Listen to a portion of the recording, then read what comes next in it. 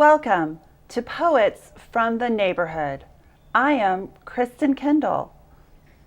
And I am Lydia Esmer.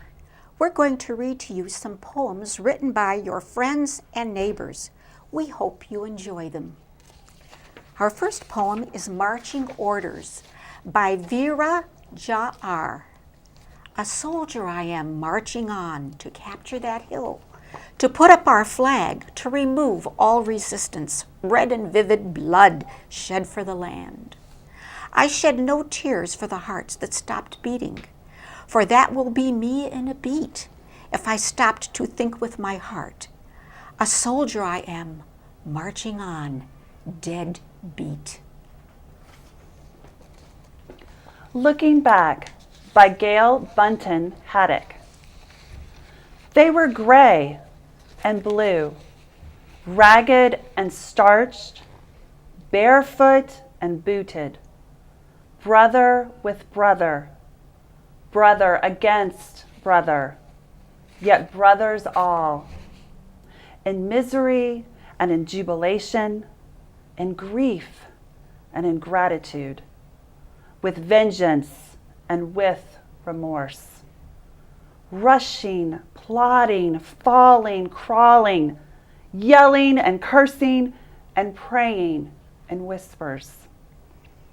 Before and after and in between, and then at some point ending, perhaps with fury and roar, maybe quietly, but whether in mayhem or a still corner, often unnoticed or barely so until later, and for others, ending only after long memories.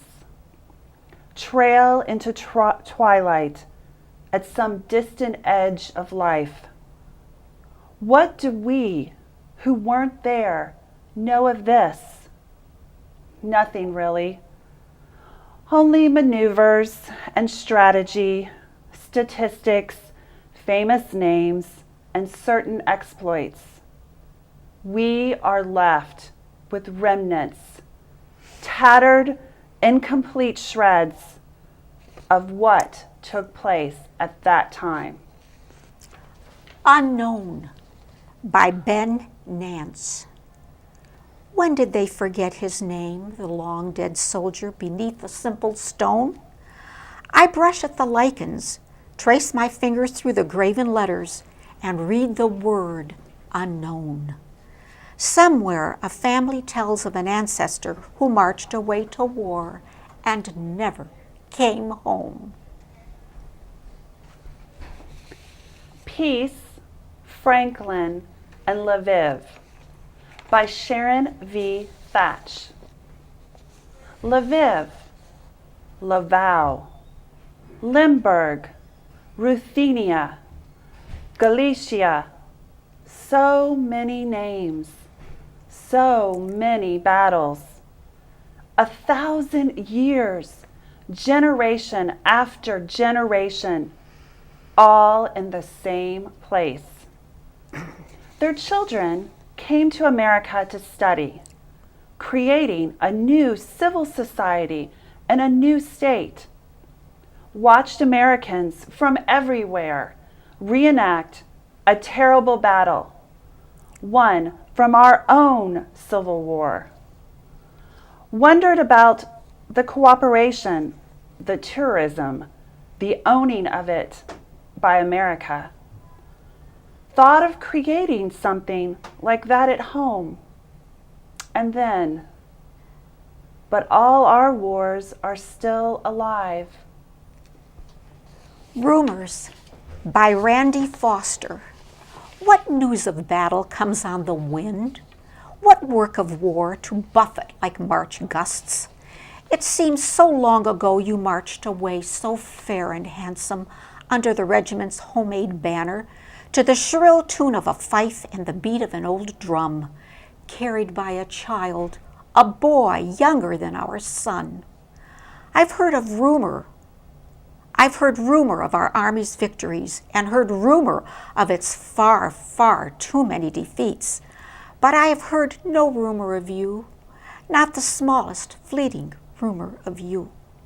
I watch for you, scanning the horizon for the first glimpse of your dear sweet face. But all that comes is the biting winter wind to chap my lips and mock my hopes as my checkered gingham dress flaps on the breeze like a flag of surrender. Federal Cemetery, Nashville, Tennessee, early 20th century, by S.R. Lee. Here are endless rows of small white tombstones over green grass, protected by a stone wall. Driver of a passing car says, "Only land an invading army ever keeps." Thank you for joining us on Poets from the Neighborhood. We hope to see you again soon.